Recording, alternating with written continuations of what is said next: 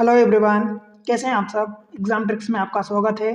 मेरा नाम महेश सोनी है और मैं आपको अभी करवा रहा हूँ यूपीएससी सीडीएस 1 का पेपर जो है अप्रैल 2025 में हुआ है। इसमें से मैं आपको मैथमेटिक्स का सेट 1 करवा रहा हूँ। मैथ्स का सेट 1 का मतलब सेट ए एक्चुअली। इसमें से मैं 1 से लेकर 30 तक के क्वेश्चन आपको पिछले लेक्चर्स में करवा चुका हूँ। आज ये चौथा लेक्चर है, उसमें से मैं 31 से आगे बढ़ूँगा। 40 तक जनरली हम करेंगे, राइट। क्योंकि आपको थोड़ा सा समझाना पड़ता है तो टाइम लग जाता है एंड देन लेक्चर बड़ा हो जाएगा, फिर आपको थोड़ा सा बर्डन लगेगा। इसलिए मैं कोशिश कर रहा हूँ कि 10 क्वेश्चंस के सेट में करवा दूँ, राइट। उसके पहले आपको बता दूँ कि आप अगर चैनल पर नए हैं तो वीडियो को लाइक करके चैनल को सब्सक्राइब कर लें और अपने दोस्तों के साथ शेयर कर दें, सब तक पहुंच जाए, राइट। और वीडियो सेक्शन में कमेंट्स में जाकर प्यारा सा कमेंट्स मेंशन करो और बताओ कि कैसा लगता है और कौन से एग्ज़ाम को आप टारगेट कर रहे हैं। फिर एग्ज़ाम में आपको बात करूं तो यूपीएससी का जो सी सेट होता है, सिविल सर्विस का जो सी सेट होता है वो, या फिर आप एसएससी की तैयारी कर रहे हैं या आप सीडीएस की तैयारी कर रहे हैं, ऐसे किसी एग्ज़ाम की आप तैयारी करें तो डेफिनेटली रेफर करें, बहुत आपको हेल्प मिलेगी, राइट। क्वेश्चन पर देखते हैं, डायरेक्ट हम क्वेश्चन पर चलते हैं। 31st क्वेश्चन, आज का पहला जो क्वेश्चन है, क्या कह रहा है, if sine alpha plus cos alpha is equal to this much दिया है। अल्फा की वैल्यू 0 से π/2 के बीच में बिलोंग करती है। देखो ना तो इक्वल कहीं में नहीं लगा, ना तो 0 शामिल है ना ही π/2 शामिल है। देन इसकी वैल्यू आपसे पूछा है, ठीक है। देखो कैसे करेंगे। देखो जब ऐसे क्वेश्चंस आते हैं तो आपको कुछ समझना होता है, कुछ अप्रोचेस लगाने होते हैं। सीधी सी बात है भाई, आपको 0 नहीं लेना है, 90 नहीं लेना, तो आप एक काम करो, अल्फ़ा अल्फ़ा दिया, थीटा नहीं दिया है, तो अल्फ़ा की वैल्यू आप 45 ले लो ना, कोई दिक्कत तो नहीं है। 45 ले लेते हैं दोनों की वैल्यू। तो 45 लेके पहले क्वेश्चन में चेक करते हैं कि क्या सेटिस्फाई कर रहा है। भाई अगर साइन अल्फ़ा की वैल्यू मतलब साइन 45 की वैल्यू मैं लेता हूँ लेफ्ट साइड को, ये LHS है और ये RHS है, राइट हैंड साइड। तो LHS को चेक करते हैं। साइन 45 की वैल्यू 1/√2 हो जाती है, कॉस 45 की वैल्यू 1/√2, इसका मतलब कि 2/√2, इसका मतलब कि √2, और यही वाला राइट साइड दिया है। मतलब जो हमें क्वेश्चन में दिया है वो सेटिस्फाई हो रहा है। दैट मीन्स कि हम इस वैल्यू को हम जो हमसे पूछा है उसमें रख के हम चेक कर सकते हैं डेफिनेटली। साइन अल्फा यानी साइन 45 का क्यूब दिया है, मतलब 1/√2 इसका क्यूब, माइनस कॉस 45 की वैल्यू भी सेम होती है 1/√2 और इसका भी क्यूब, मतलब 1/2√2 माइनस 1/2√2 और ये बराबर 0। तो इसकी वैल्यू हमें 0 आ रही है तो 0 ऑप्शन में देख लो, ये ऑप्शन डी हो जाएगा आपका। पहला तरीका ये समझ आया क्या भाई? अगर ये समझ आया तो ठीक है, बहुत अच्छी बात है, और आपको यही एग्जाम में लगाना है क्योंकि ऐसी चीज़ों को आपको समझना होता है। जैसे मान लो कि अब आप कहोगे कि मैं π/3 रखूँ, भाई π/3 मतलब 60 डिग्री, अब रखो, पर पहले इसमें जो क्वेश्चन दिया है इस पर रख के चेक करो कि क्या कंडीशन सेटिस्फाई कर रही क्या, देन आप ही पुट कर पाओगे, अदरवाइज नहीं रख पाओगे, ठीक है। अगर कंडीशन सेटिस्फाई नहीं करती तो फिर आप नहीं रख पाओगे। कंडीशन सेटिस्फाई करने का मतलब लेफ्ट हैंड साइड बराबर राइट हैंड साइड होना चाहिए, ठीक है। अब इसका दूसरा मेथड जो मेन एक्चुअल मेथड है वो समझ लेते हैं। भाई आपसे क्या पूछे, साइन मतलब साइन को देखो, मैं साइन को S लिख रहा हूँ, कॉस को C लिख रहा हूँ। आपसे पूछा sine cube minus cos cube, sine cube minus cos cube, यही पूछा है। तो इसका A cube minus B cube का फार्मूला क्या होता है भाई, A minus B into A square plus B square और प्लस AB, ये फार्मूला होता है आपके पास, ठीक है।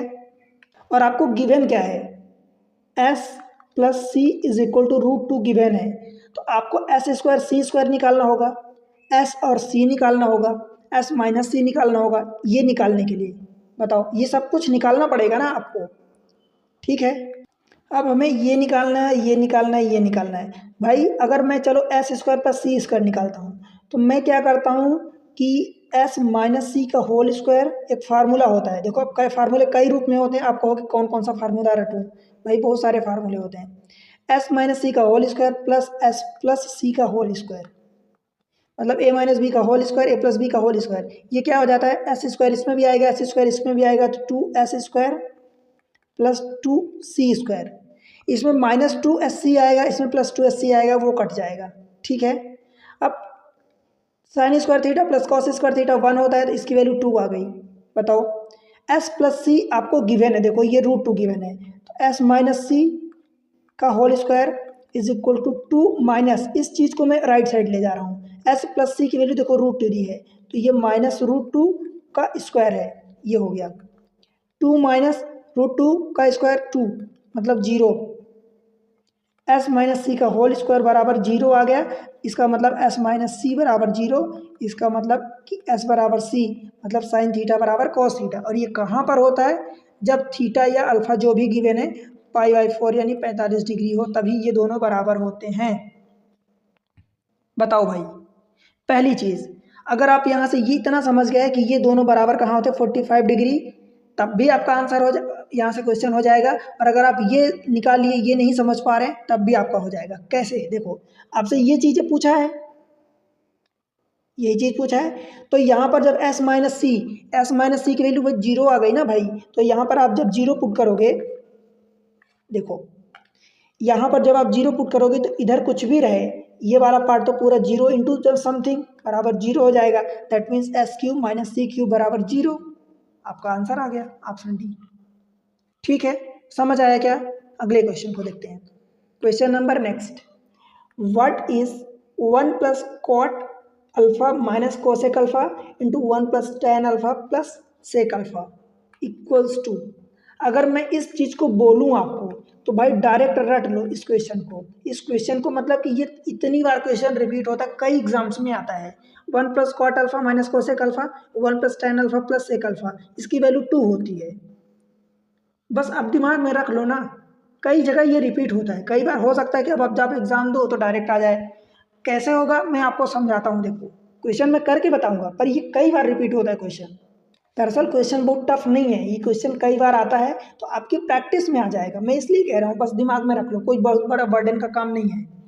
देखो ये 1 मैं लिख रहा हूँ प्लस कॉट अल्फा की जगह क्या मैं कॉस थीटा, सॉरी थीटा बार बार आ जाता है, कॉस अल्फा अपन साइन अल्फा लिख सकते हो क्या, माइनस कोसेक अल्फा मतलब 1 अपन साइन अल्फा। ठीक है, ये ब्रैकेट, फिर सेकेंड वाला ब्रैकेट 1 प्लस टेन की जगह मैं साइन अल्फा अपन कॉस अल्फा लिख सकता हूँ,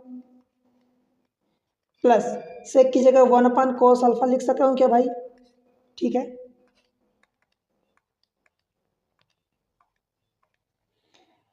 साइन अल्फा यहाँ है तो साइन अल्फा में एलसीएम ले लेता हूँ, तो ये रहा साइन अल्फा, ऊपर ये मल्टीप्लाई हो जाएगा तो ये रहा sign alpha plus cos alpha और -1। इधर जब करूँगा तो कॉस अल्फा इन दोनों में कॉस अल्फा एलसीएम आ जाएगा, तो इधर मल्टीप्लाई होगा तो cos alpha plus sine alpha और ये प्लस का 1 आएगा और डिवाइडेड बाय कॉस अल्फा। ठीक है, अब इसको देखो क्या करोगे, सॉल्व करोगे, बस कुछ नहीं। कैसे करोगे देखो, अब बस समझना, छोटा सा है। साइन अल्फा कॉस अल्फा को मैं ए मान लेता हूँ और इस वाले 1 को मैं बी मान लेता हूँ। यहाँ भी सेम चीज़ है, यहाँ भी मतलब ए माइनस बी ए प्लस बी, यही है। नीचे तो जो वैल्यू है वही रख देंगे, तो ए माइनस बी ए प्लस बी मतलब ए स्क्वायर माइनस बी स्क्वायर, ए स्क्वायर मतलब sign alpha plus cos alpha का है होल स्क्वायर और माइनस बी स्क्वायर मतलब 1 का स्क्वायर 1 और डिवाइडेड बाय नीचे साइन अल्फा कॉस अल्फा। ठीक है, ए प्लस बी का होल स्क्वायर बराबर ए स्क्वायर प्लस बी स्क्वायर, यानी साइन का स्क्वायर कॉस का स्क्वायर 1 हो जाएगा। समझ में आया कैसे? ठीक हो, मैं एक्सप्लेन ही कर देता हूँ।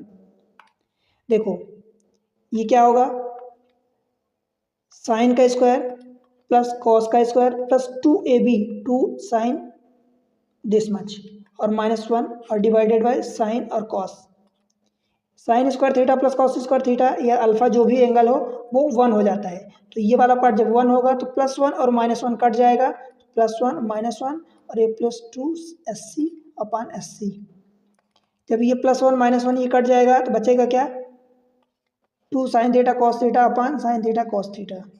ये भी कट जाएगा साइन थीटा कॉस थीटा, ये कट जाएगा पूरा पूरा तो बचेगा 2। यही 2 आया, मतलब आसान था, कोई डिफिकल्ट काम नहीं था। तो इसीलिए मैं बोला कि ये कई बार क्वेश्चन आता है, इसलिए आप इसको थोड़ा सा दिमाग में रख लो कि बस 1 plus cot theta minus cosec theta मतलब alpha, 1 plus cot alpha minus cosec alpha, और टेन वाले केस में टेन सेक वाले में पूरा पॉजिटिव है। ठीक है, तो इसका आंसर 2 होता है। आगे बढ़ते हैं, क्वेश्चन नंबर नेक्स्ट थर्ड।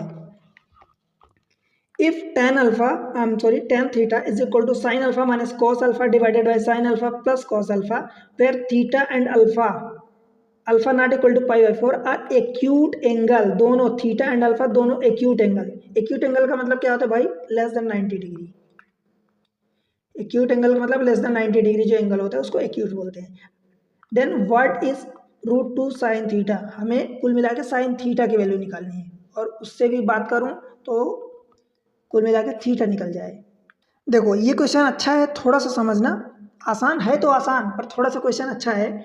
बस समझने की बात ये है कि theta and alpha are acute angle. भाई एक्यूट एंगल का मतलब कि दोनों लेस देन 90 डिग्री है। अब मुझे एक बात बताओ, अगर लेस देन 90 डिग्री है, चलो मैं यहाँ थीटा लेता हूँ क्योंकि हमसे थीटा पूछा है, तो साइन थीटा अगर थीटा की वैल्यू 90 डिग्री है तो कितनी हो जाती है? साइन जीरो की वैल्यू जीरो होती है, साइन 90 की वैल्यू 1 होती है। इसका मतलब अगर साइन थीटा मतलब थीटा की वैल्यू अगर लेस देन 90 डिग्री है, इसका मतलब ये वैल्यू पॉजिटिव होगी, 0 से 1 के बीच में होगी पर पॉजिटिव होगी। ठीक है, इतनी बात आपको समझ आई? क्यों? क्योंकि भाई हमें थीटा एक्यूट दिया है, हमें √2 साइन थीटा, तो जब साइन थीटा पॉजिटिव होगा तो क्या आप कह सकते हो कि √2 साइन थीटा डेफिनेटली ये पॉजिटिव ही होगा। ठीक है, और टेन थीटा क्या होगा? यहाँ जो गिवन है टेन थीटा भी 0 से 90 के बीच अगर थीटा लेस देन 90 है तो ये भी पॉजिटिव होता है। समझ आया? और अगर ये पॉजिटिव है, इसका मतलब लेफ्ट वाला अगर पॉजिटिव है, इसका मतलब राइट साइड का पॉजिटिव ही आना चाहिए। और अगर sine alpha minus cos alpha, ध्यान से देखना, sine alpha minus cos alpha अपान sign alpha plus cos alpha, अगर ये हमें पॉजिटिव चाहिए, क्यों पॉजिटिव चाहिए? क्योंकि टेन थीटा पॉजिटिव है। टेन थीटा क्यों पॉजिटिव है? क्योंकि भाई थीटा लेस देन 90 है, तो ये हमें पॉजिटिव है, ये हमें पॉजिटिव है, तो अगर लेफ्ट पॉजिटिव है तो लेफ्ट के बराबर ही तो राइट है, तो जब लेफ्ट पॉजिटिव है तो भाई राइट भी पॉजिटिव आना चाहिए। अब अगर ये टोटल वैल्यू हमें पॉजिटिव चाहिए तो नीचे की साइन अल्फा कॉस अल्फा ये तो दोनों प्लस के साथ है। 90 से कम में मतलब एक्यूट में साइन भी पॉजिटिव होता है, कॉस भी पॉजिटिव होता है, बीच में पॉजिटिव लगा है तो मतलब ये टोटल नीचे वाला पॉजिटिव ही चाहिए। इसका मतलब हमें ऊपर वाली वैल्यू पॉजिटिव चाहिए। Sine alpha minus cos alpha ये हमें पॉजिटिव चाहिए, और पॉजिटिव चाहिए इसका मतलब ये वाला वैल्यू हमें बड़ा चाहिए।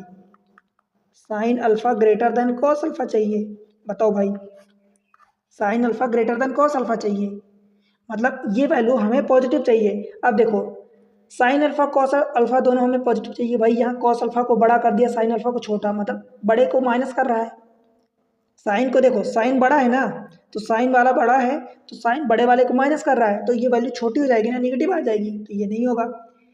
जब आप साइन बड़े, ये देखो अगर इस प्लस माइनस में से प्लस को कंसिडर करते हो तो साइन बड़ा साइन वाला है, तो साइन ग्रेटर देन कॉस है तो ये वाला पॉजिटिव आ जाएगा। बट जैसे ही आप नेगेटिव का मल्टीप्लाई करोगे तो साइन वाला मतलब बड़ा वाला नेगेटिव हो जाएगा, तो फिर से ये गलत हो जाएगा, तो ये भी नहीं होगा। ठीक है, अब ये दो ऑप्शन बचे, क्योंकि साइन बड़ा है तो बड़ा वाला पॉजिटिव है, छोटा वाला नेगेटिव है, चलेगा। ये दोनों पॉजिटिव है, ये भी चलेगा। अब इन दोनों में से कौन सा होगा वो चेक करते हैं। देखो कैसे, हमें क्या करना है, साइन बड़ा है तो हम एक ट्रिपलेट्स ले लेते हैं। देखो ट्रिपलेट्स ले लेंगे, और उसमें ध्यान रहे कैसा ट्रिपलेट्स लेंगे। ट्रिपलेट्स ऐसा लेंगे जिसमें से साइन हमारा बड़ा आए। ये रहा ट्रिपलेट्स। लेट से मान लेते हैं कि मैं इसको ये वाला एंगल मान रहा हूँ, ये वाला अल्फा मान लेता हूँ, अल्फा कंसीडर करना है। ठीक है, हमें साइन बड़ा चाहिए, साइन की वैल्यू क्या होती? परपेंडिकुलर अपन कर्ण, यानी लंब बटे कर्ण, तो लंब इसके सामने परपेंडिकुलर ये होगा, तो मैं 3 4 5 का ट्रिपलेट्स मान लेता हूँ। 3 4 5 का ट्रिपलेट्स, तो ये वाला हमें बड़ा चाहिए तो इसको मैं 4 ले लेता हूँ, ये वाला 3 ले लेता हूँ, इसको 5।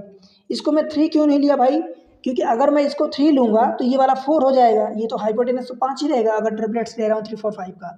तो जब मैं इसको ले लूँगा, आप कोई और ट्रिपलेट्स ले लो, ये सबसे सिंपल पड़ता है छोटा, तो मैं इसको ले रहा हूँ, ठीक है। आप कोई और ट्रिपलेट्स लोगे तो भी आंसर आएगा 3 4 5 लिया, क्योंकि साइन थीटा यहाँ पर आएगा साइन अल्फा 4/5 आएगा और कॉस अल्फा आएगा 3/5। और अगर जब आप इसको 4 लेते, इसको 3 लेते, तो ये उल्टा हो जाता, साइन वाली वैल्यू 3/5 हो जाती, जो कि कॉस वाले से छोटी है, बट हमें इस कंडीशन को फुलफिल करना है ना, साइन को हमें बड़ा रखना है। ये हो जाएगा। अब इसको सॉल्व करो, देखो कितना आता है, चेक करते हैं। बिकॉज हमें टेन थीटा निकालना है, अल्टीमेटली हमें साइन थीटा निकालना है, तो इसकी हेल्प से साइन अल्फा की वैल्यू देखो 4/5 माइनस कॉस अल्फा मतलब 3/5 डिवाइडेड बाई 4/5 और प्लस का 3/5, ये होगा 4/5 में से 3/5 चला गया तो 1/5 और 5 4 3 7/5, मतलब 5 5 कट जाएगा तो 1/7 बचा। ठीक है भाई, 1/7 किसकी वैल्यू आई है, ये tan थीटा की वैल्यू आई है, बिकॉज इस चीज़ की जो वैल्यू आप पुट कर रहे हो ये tan थीटा की है, समझ आया ना, tan थीटा। अब देखो थोड़ी सी जगह कम पड़ रही है, तो मैं tan थीटा, मुझे फिर से एक ट्रायंगल बनाना पड़ेगा।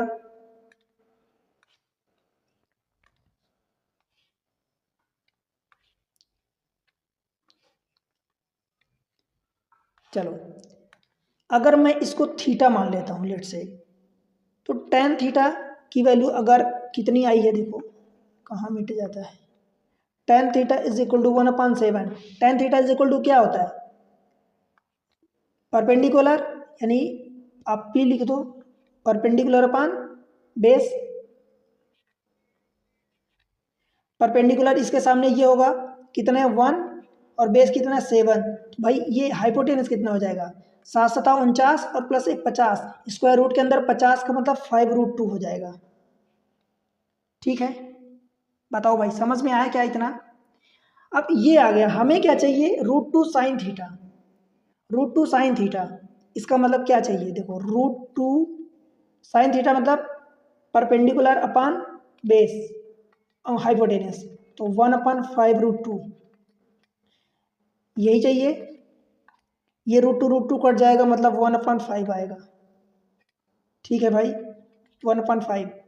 अब 1/5 आप ऑप्शन में चेक कर लो किस में आता है 1/5, क्योंकि ये इस वाले ट्रिपलेट से हम ये वाला निकाले हैं, तो अब यहाँ अल्फा दिया है तो आप इसको निकालो, 1/5 जहाँ भी आ जाए। अब इन दोनों को नहीं चेक करना है, बिकॉज इन दोनों को हम चेक कर चुके हैं, ये गलत हो चुके हैं, हम इन दोनों को चेक करेंगे बस। देखो साइन अल्फा यानी 4/5 और -3/5, यही 1/5 आएगा, 1/5, और ये वाला 4 3 7/5 हो जाएगा, तो हमारा ये तो होगा नहीं, हमारा यही आंसर हो जाएगा ऑप्शन ए। बताओ भाई समझ में आया क्या मैं जो चीज़ें समझाना चाहता हूँ। कुछ क्वेश्चन ऐसे होते हैं जहाँ पर आपको थोड़ा सा कैलकुलेशन करना पड़ सकता है, समझ आया। अब अगर आप इन दोनों को ऑप्शन को रिमूव कर चुके हैं, तो फिर आपको गेस वर्क अगर करना है तो 50-50 में जाओगे, तो किसी को टिक करो, बट आप सॉल्व करो, तुक्का मारना अच्छी बात नहीं है मैथमेटिक्स में। हाँ, जहाँ आपको लगता है कि हाँ ठीक हो तो वहाँ आप देख लो अपने कागड़ी। अब अगले क्वेश्चन पर चलते हैं, क्वेश्चन नंबर नेक्स्ट। क्वेश्चन बोल रहा है, for how many value of alpha does the expression sign alpha plus 2 sign alpha plus 4 sine alpha -2 sine alpha -4 become 0। अगर इन चारों का प्रोडक्ट, मतलब चार ब्रैकेट जो लगे, इन चारों ब्रैकेट्स का प्रोडक्ट अगर 0 होना है, इसका मतलब इनमें से कम कोई ना कोई at least one bracket should be 0, कम से कम एक ब्रैकेट 0 होना चाहिए। अब कोई सा भी ब्रैकेट, या तो एक ब्रैकेट हो जाए या दो या चार, चारों हो जाए, बट एटलीस्ट वन ब्रैकेट 0 होना चाहिए। अगर भाई साइन अल्फा पहले ब्रैकेट को मान लो 0 करते हो, साइन अल्फा प्लस 2 को 0 करते हो, तो यहाँ से साइन अल्फा की वैल्यू क्या आएगी, साइन अल्फा की वैल्यू -2 आएगी। भाई साइन की वैल्यू कहाँ -2 होती है, साइन की वैल्यू -1 से 0 + 1 इसी के बीच में बिलोंग करती है, साइन की वैल्यू इसके बाहर जाती ही नहीं, मतलब ये भी नहीं होगा। इसको अगर 0 रखते हो सेकेंड वाले पार्ट को, तो साइन अल्फा की वैल्यू -4 होगी, ये भी नहीं हो सकता। मतलब अगर अल्फा की वैल्यू, तो जब साइन अल्फा की वैल्यू -4 नहीं होगी, -2 नहीं होगी, तो अल्फा की वैल्यू कहाँ से निकलेगी। अगर इस पार्ट को 0 रखते हो तो sine alpha is equal to 2, तो साइन अल्फा की वैल्यू 2 कहाँ होती, कहीं होती नहीं, तो अल्फा एक्चुअली यहाँ से क्या करोगे, अगर आपको अल्फा निकालना है तो साइन इनवर्स आप -2 करोगे। अब ये कहीं होता ही नहीं है, जब ये कोई वैल्यू होगी साइन की यहाँ पर इतनी रीच करेगी तब तो होगा अल्फ़ा की कोई वैल्यू निकलेगी। तो ये भी संभव नहीं है, अल्फ़ा की वैल्यू 2 भी, साइन अल्फ़ा की वैल्यू 2 भी नहीं होती कहीं। इसको अगर 0 आप रखते हो तो साइन अल्फ़ा की वैल्यू 4, ये भी नहीं होती कहीं भी। इसका मतलब कोई वैल्यू ऐसी है ही नहीं जहाँ पर ये वैल्यू 0 हो। ठीक है, समझ में आया क्या? अगर कहीं -1 +1 या उनके बीच में कोई वैल्यू लाई करती तो वो चीज़ें हो जाती, फिर अल्फ़ा की वो वैल्यू पॉसिबल थी। ठीक है भाई, अगले क्वेश्चन पर चलते हैं। Question number next, what is the value of x where x belongs to 0 to 30, जहाँ 0 शामिल है, satisfying tan 3x tan 6x is equal to 1। देखो भाई, अगर मैं इस क्वेश्चन का आंसर आपको एक छोटे से शब्दों में बताऊं तो जब भी कभी आपको tan a into tan b दिया रहे इज इक्वल टू 1 अगर दिया है कभी भी, इसका मतलब ये होता है कि a plus B is equal to 90 degree है। समझ आया? जब भी कभी, तो यहाँ पर a की वैल्यू 3x है तो 3x plus 6x is equal to, अब 90 डिग्री पुट करोगे, दैट मीन्स कि 9x is equal to 90 degree which implies x is equal to 10 degree. ठीक है भाई, समझ आया? तो ये आपका आंसर हो जाएगा। आप कहो तो मैं इसको डिटेल में समझा दूं, चलो डिटेल में समझा देता हूं, अगर आप नहीं देखना चाहते तो स्किप कर लेना। देखो, अब इसके लिए क्या होता है कि मान लो कि मैं जो tan 3x दिया है, tan 3x is equal to a ले लेता हूँ and tan 6x is equal to b ले लेता हूँ, और अपने को दिया है tan, देखो क्या दिया है tan, अब tan 3x into tan 6x is equal to 1, तो क्या मैं ऐसा लिख दूं कि a की वैल्यू a लिया हूँ, a की वैल्यू b लिया हूँ इज इक्वल टू 1, ये तो b is equal to 1 upon a हो जाएगा। ठीक है, देखो अब जो ये b लिया हूँ मैं, b is equal to tan 6x, तो क्या मैं इसको tan 2 इंटू 3x लिख सकता हूँ? 3x को मैं एज्यूम कर रहा हूँ कि थीटा, तो tan 2 थीटा का एक फार्मूला होता है 2 tan थीटा, थीटा मतलब 3x, 2 tan थीटा अपन 1 minus tan square theta, 1 minus tan square theta means 3x। बताओ, ठीक है, ये b की वैल्यू निकाल रहा हूँ, b मीन्स tan 6x। देखो tan 3x is equal to, मैं a लिया हूँ तो 2a upon 1 minus a square हो जाएगा। ठीक है, और b इज इक्वल टू, यहाँ से 1 अपान a रख दूं क्या मैं, b is equal to 1 upon a is equal to 2a upon 1 minus a square, cross जब मल्टीप्लाई करोगे इधर इधर तो ये 1 minus a square is equal to 2a square, तो ये उधर जाएगा राइट साइड, तो ये 3a स्क्वायर हो जाएगा इज इक्वल टू 1, तो क्या a इज इक्वल टू 1 अपान √3 कह सकते हो, -1 अपान √3 को हम निगलेक्ट कर रहे हैं। ठीक है, बिकॉज थीटा की वैल्यू जब हम नेगेटिव ले लेंगे तो फिर ये उल्टा हो जाएगा, 30 ये क्रॉस कर जाएगा, एक्यूट में पहुंच जाएगा। तो a की वैल्यू कितनी आई, √3, और a हम लिए किसके हो भाई, tan 3x को लिए हैं, 3x को लिए हैं। ठीक है, tan की कहाँ पर वैल्यू 1/√3 होती है, तो भाई tan 3x is equal to tan 30 पर होती है, tan 30 डिग्री, मतलब 3x कंपेयर करोगे तो 3x is equal to 30 degree, 3x is equal to 30 degree, तो x is equal to 10 degree आ जाएगा। ठीक है, ये तरीका हुआ, समझ आया क्या? और अगर आपको मैं बताया हूँ कि कभी भी आपको tan theta tan a into tan b is equal to 1 मिले तो दोनों मतलब ये जो एंगल होते हैं उनका सम कर दो, 90 डिग्री के इक्वल पुट कर दो, डायरेक्ट आपको वैल्यू मिल जाएगी। अब ऐसी चीज़ें मान लो कि आपको tan 2x into tan 7x दे देता, तो फिर आपको यहाँ पर अभी तो आप एंगल का फार्मूला लगा लिए tan 2 थीटा का, पर उस केस में फिर आपको 3.5 2 इंटू 3.5 करते फिर वो डिफिकल्ट हो जाता।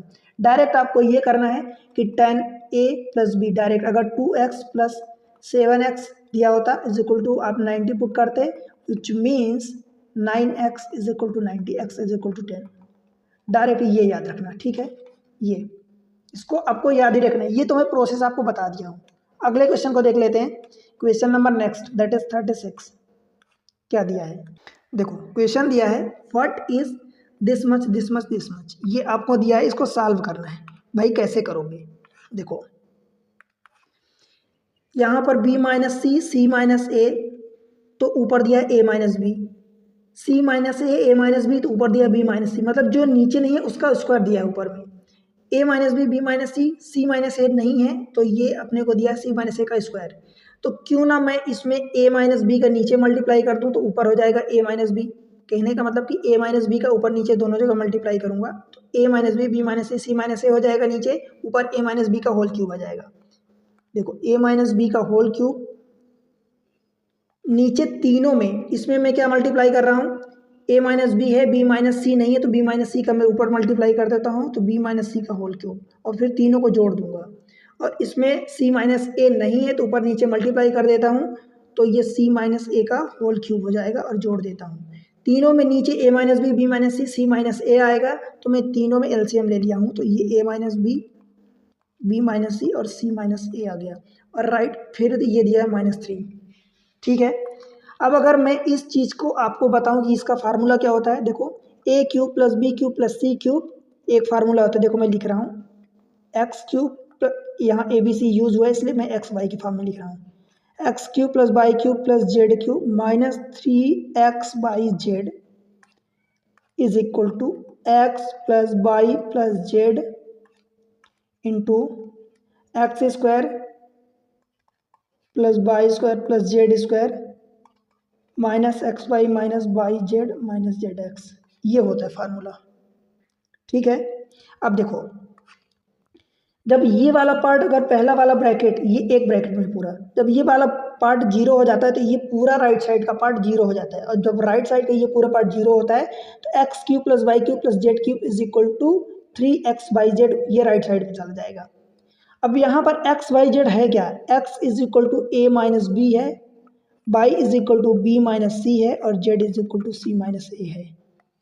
ठीक है, जब इन तीनों को x वाई जेड को ऐड करोगे, x plus Y plus z, तो क्या होगा a minus b plus b minus c plus c minus a plus a minus a plus c plus b minus B, cut गया, मतलब ये zero आ गया। जैसे ही ये वाला पार्ट जीरो आया, तो ये यहाँ पर ये जीरो हो जाएगा, और जीरो का किसी भी ब्रैकेट में मल्टीप्लाई मतलब जीरो, कुल मिला के राइट साइड का पार्ट जीरो। दैट मीन्स देखो X cube plus Y cube plus Z cube is equal to 3x Y Z, right side चला जाएगा, तो 3x बाई ये जेड हो गया। समझ आया क्या इतना? देखो फार्मूला यूज किया हूँ, बस मैं आपको एक सिंपल वे में समझाने की कोशिश कर रहा हूँ। राइट, अब देखते हैं, जब x की वैल्यू हमने क्या पुट करी, a माइनस बी, बाई की वैल्यू b माइनस सी, जेड की वैल्यू c माइनस ए, मतलब a cube plus B cube plus C cube is equal to 3x Y Z. तो क्या मैं इतने की जगह मैं 3x बाई जेड यानी a minus B minus C into C minus A put कर सकता हूँ क्या? ऊपर नीचे वही चीज़ दिया है, a minus B minus C into C minus a, और ये माइनस का 3। देखो ऊपर का ये पूरा पार्ट और नीचे का पूरा पार्ट कट जाएगा, बचेगा क्या 3, ये वाला पार्ट बच जाएगा, और -3 इज इक्वल टू 0। समझ आया क्या भाई? आपका आंसर हो जाएगा ए। और मैं आपको कोई ऐसा हिडन आइडिया दूं, तो ऐसे जब भी कैलकुलेशन होते हैं तो उनमें जनरली आंसर 0 होता है। जनरली ट्रिग्नोमेट्री वाले केसेस में कई बार आंसर वो 1 और 0 होता है, 0 भी होता है कई बार, ज़्यादातर 0 होता है, कई बार 1 होता है, परंतु ऐसे केसेस में आपका आंसर जनरली 0 निकलता है। अगर आप तुक्का मारना चाहते हो तो फिर ये तुक्का 0 पर ही जाना, मतलब इस टाइप से क्वेश्चन जो रहते हैं। और फिर भी आपको तुक्का मैं सजेस्ट नहीं करूँगा, पर आप अपने अकॉर्डिंग कंडीशन टू कंडीशन आप चेक कर लें कि आप किस हालात में है, पेपर आपका कैसा रहा बाकी। राइट, ये मतलब आप जनरली देखते हो कि कैसे कैलकुलेशन होते हैं, तो में 0 आंसर आता है, और ये आपको तरीका मैं बता दिया। ठीक है, अगले क्वेश्चन को देखते हैं। क्वेश्चन नंबर 37, देखो क्या दिया क्वेश्चन में, गिवन दैट ये दिया है 100 into 99 into 98 into this 3 into 2 into 1 तक गया, डिवाइडेड 100 की पावर n। क्या भाई आप फैक्टोरियल n का मतलब जानते हो क्या क्या होता है? 1 into 2 into 3 into 4 into up to and so on n तक होता है। यही चीज़ तो लिखा है 1 से 100 तक, दैट मीन्स कि ऊपर का नंबर क्या लिखा है, फैक्टोरियल 100 और डिवाइडेड बाई 100 की पावर n, ये लिखा है। फैक्टोरियल 100 में 2 की पावर कितनी होती है? क्योंकि 100 में आप जानते हो कि 2 एंड 5 ही होता है अकेले, तो आपको पता है कि इसमें 2 की पावर ज़्यादा हो, बिकॉज 2 जो है 5 से 5 से छोटा नंबर है। 10 को हम क्या लिखते हैं? 2 इंटू 5 लिखते हैं ना। 100 को हम क्या लिखते हैं? 2 का स्क्वायर इंटू 5 का स्क्वायर। ठीक है, तो हमें पता है कि फैक्टोरियल 100 में जब आप निकालोगे या किसी भी नंबर का जो फैक्टोरियल है उसमें अगर 2 की पावर निकालोगे तो 2 की पावर हमेशा ज़्यादा आएगी। पावर की बात कर रहा हूँ, 2 की पावर हमेशा ज़्यादा आएगी, 5 की पावर कम आएगी। ठीक है, क्यों? क्योंकि 2 छोटा नंबर है, 5 बड़ा नंबर है, तो बड़े नंबर की पावर कम होगी सेम चीज़ को कैलकुलेट करने के लिए। तो मैं इसमें फैक्टोरियल 100 में 5 की पावर कैलकुलेट कर लेता हूँ। कैसे कैलकुलेट करते हैं? तरीका देखो, मैं सबसे पहले तरीका ही आपको बता देता हूँ कि इसमें तरीका मतलब कि पावर कैसे कैलकुलेट करते हैं। जब भी पावर हमें कैलकुलेट करना होता है और मैं फैक्टोरियल 100 में अगर 2 की पावर कैलकुलेट करवाऊँ आपसे, तो कैसे कैलकुलेट करते हैं? ये रहा फैक्टोरियल 100 में मैं 2 की, पहले 5 की। देखो 2 की तो अधिकतम पावर होगी, 2 से तो हमें मतलब ही नहीं रखना अगर आप समझ रहे हो तो, क्योंकि 2 मान लो 2 की पावर लेट से कि 50 आ गई और 5 की पावर 25 ही आई, तो भाई 10 कितने बनेंगे? 10 की पावर मतलब जीरो वाले कितने बनेंगे? 25 ही बनेंगे ना। ठीक है, बाकी 2 तो अकेले ही ऐसे ही पड़े रहेंगे।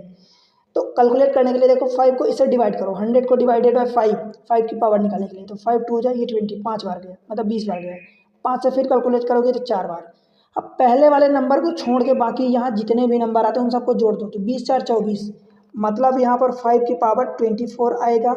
ठीक है, और 2 की पावर तो 24 से ज़्यादा ही आएगा।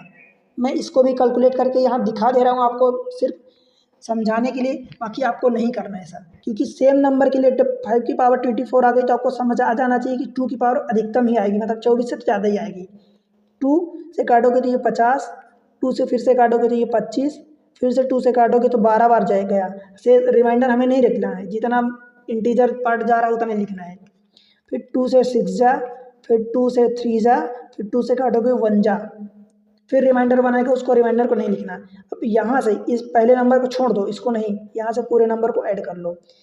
50 और 25 75, 12 6 18 और 4 22, तो 22 को पहले 20 जोड़ दो, 75 और 20 95 और 2 97, तो 2 की पावर 97 आ गया। देखो 24 से ज़्यादा ही आया है।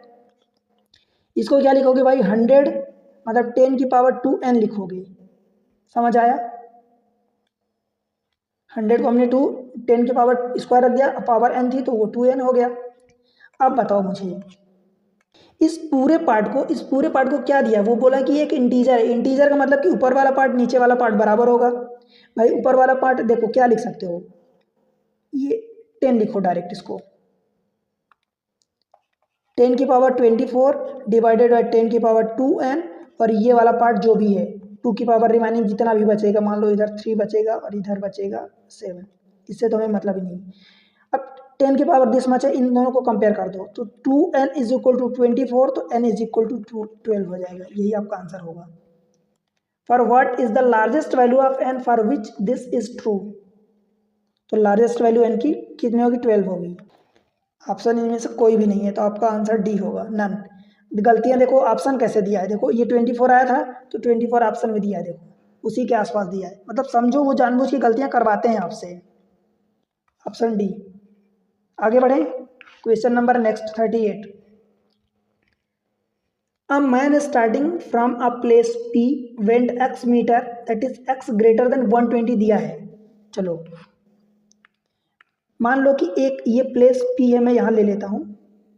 A man starting from a place P went x meter east before turning south, तो x मीटर ईस्ट में जाता है। मान लो ये x ले लिया मैं, ये वाला पॉइंट P था, ठीक है, x मीटर गया ये बिफोर टर्निंग साउथ। अब इधर से साउथ, साउथ मतलब नीचे होगा, ये वाला आपको पता है ना, ये ऐसा होता है, तो ये क्या होता है? North south east west. यहाँ से बोल रहा है कि before turning south he went 40 metre straight before turning to west. अब यहाँ से 40 मीटर वेस्ट जाता है, मतलब ये साउथ में गया, ये 40 मीटर 40 मीटर गया बिफोर टर्निंग वेस्ट। अब यहाँ से वेस्ट में टर्न करता है मतलब इधर जाएगा लेफ्ट में। अब कितना चलता है लेफ्ट में, देखो he went 60 metre to reach place Q, यहाँ से 60 मीटर चलता है, मैं मान लेता हूँ ये यहाँ तक, तो ये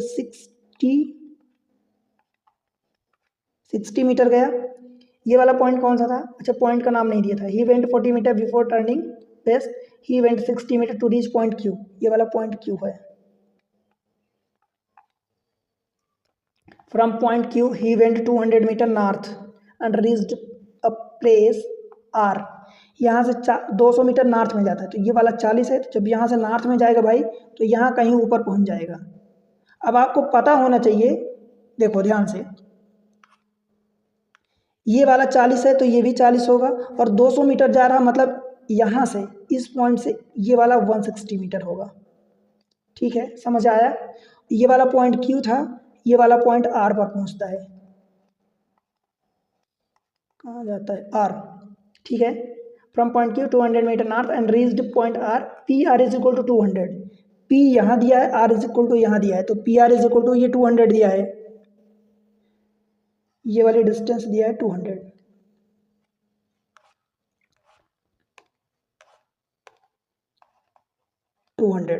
ठीक है, P R is equal to 200, what is X equal to, X कितना होगा भाई।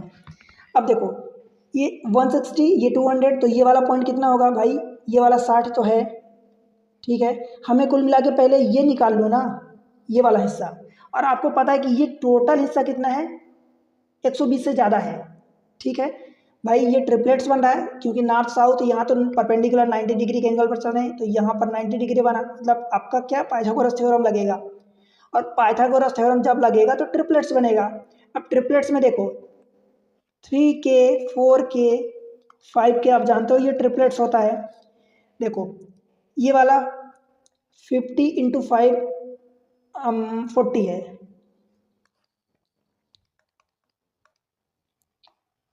40 इंटू 5, इसको 160 को 40 इंटू 4 लिखोगे तो ये डिस्टेंस कितनी होगी, 40 इंटू 3, मतलब 120, ये वाले पार्ट हो गया, 120 ये पार्ट हो गया, और ये वाला पार्ट कितना दिया 60, तो 60 ये भी होगा 60, तो टोटल कितना होगा x, x यहाँ से यहाँ की डिस्टेंस थी, तो ये 120 प्लस 60 दैट इज 180।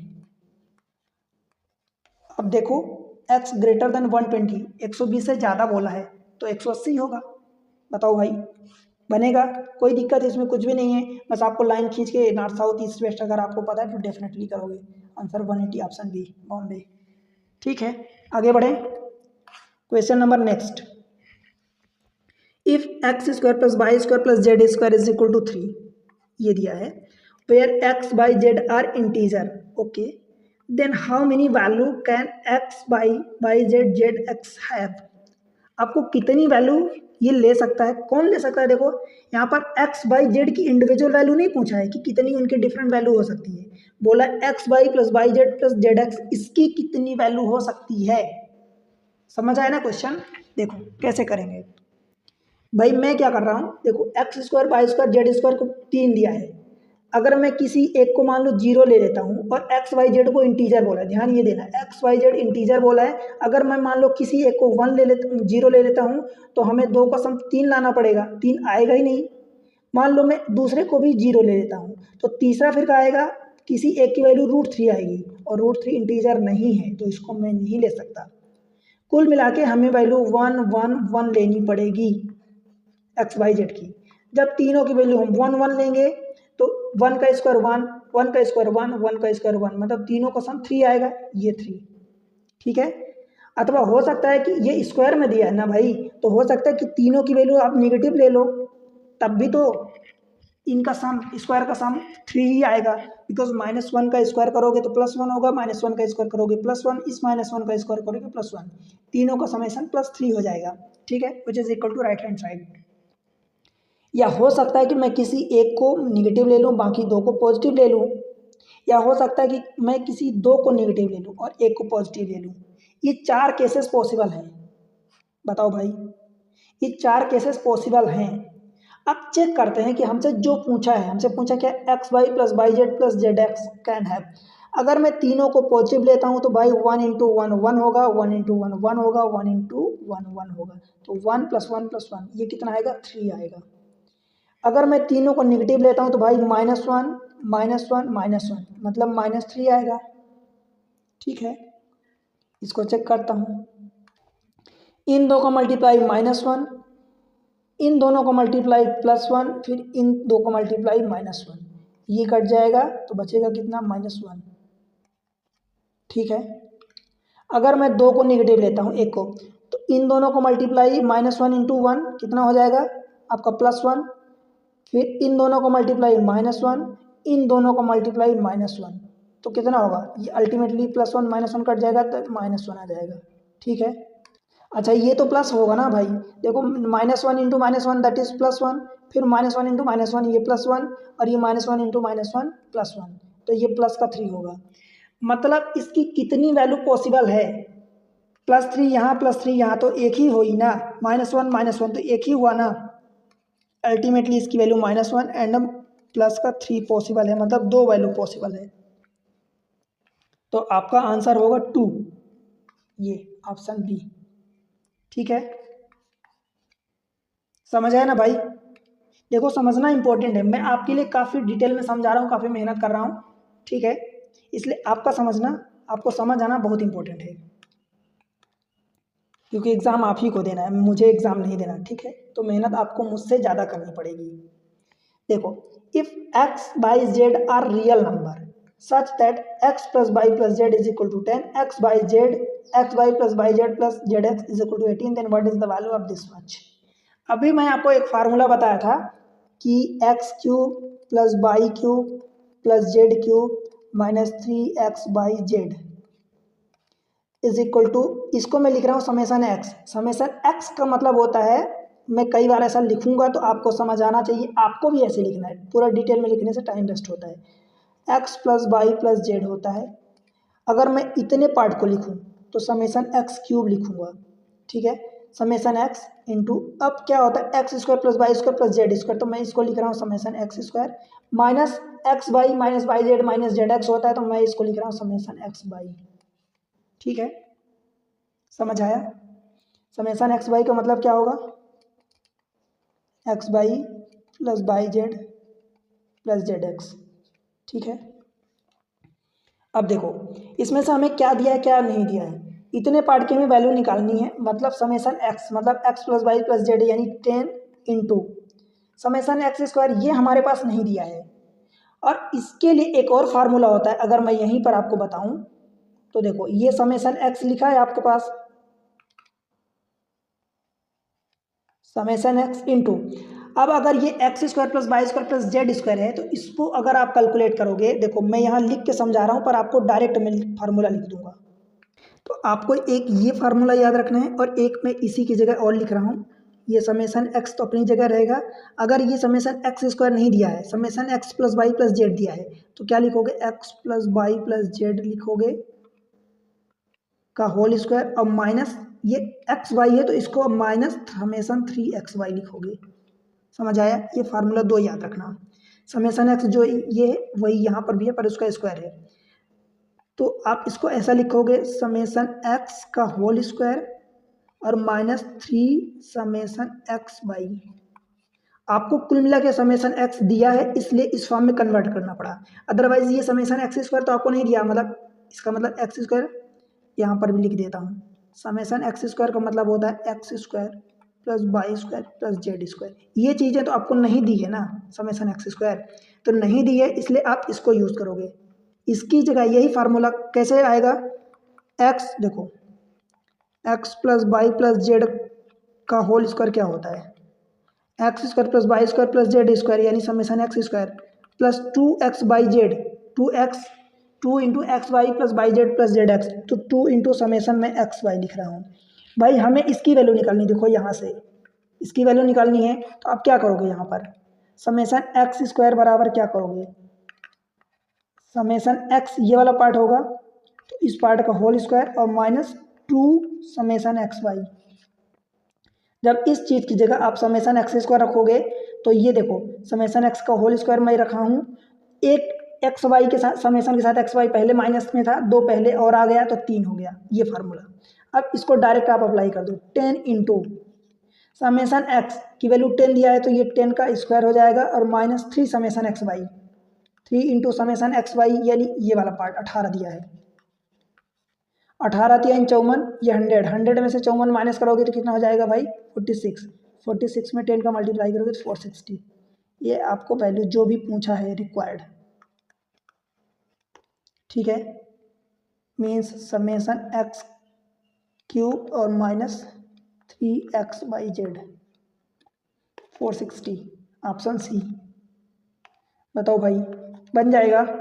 कोई दिक्कत कहीं भी, तनिक भी समझने में कोई कन्फ्यूज़न, कोई प्रॉब्लम? तो इस तरीके से देखो एग्जाम ट्रिक्स पर मैं ये सारी चीज़ें आपको प्रोवाइड कर रहा हूँ। बहुत सारे मैथमेटिक्स के लेक्चर आपको इसी चैनल पर सेपरेट प्लेलिस्ट के साथ आपको मिल जाएंगे। रीजनिंग भी पढ़ाई गई है, बहुत आसान भाषा में एकदम 0 से टॉप लेवल तक पढ़ाया हूँ, एक सिस्टमैटिक वे में पढ़ाया हूँ। भाई आपको वो चीज़ें पैसे दे के भी नहीं मिलेगी, मैं जानता हूँ आप पेमेंट करोगे, पैसे दे के खरीदोगे तब भी आपको वैसे उस तरीके से नहीं मिलेगा, ठीक है? तो आप उसका फ़ायदा उठाओ, आपके लिए मैं मेहनत कर रहा हूँ। वीडियो को लाइक करो, चैनल को सब्सक्राइब करो। देखो आप लोग जब चैनल पर सपोर्ट अपना नहीं देते हो, सपोर्ट नहीं बनाते हो, सब्सक्राइब नहीं करते, लाइक नहीं करते, शेयर नहीं करते, तो मुझे डीमोटिवेशन होने लगता है कि मुझे लगता है कि आपको ज़रूरत है कि नहीं, मेरी मेहनत बेकार तो नहीं जा रही। तो इसलिए आप चैनल को सब्सक्राइब करो, वीडियो को लाइक करो और शेयर कर दो अपने दोस्तों के साथ सब जगह, सब तक वीडियो पहुंच जाए। और एक प्यारा सा कमेंट्स मेंशन करो और बताओ कि क्या कैसे समझ में आ रहा है, जितना भी जो जैसा है आपका सुझाव है, ठीक है? और पढ़ते रहो, बस मिलते हैं अगले लेक्चर में, तब तक के लिए पढ़ते रहो, बाय बाय।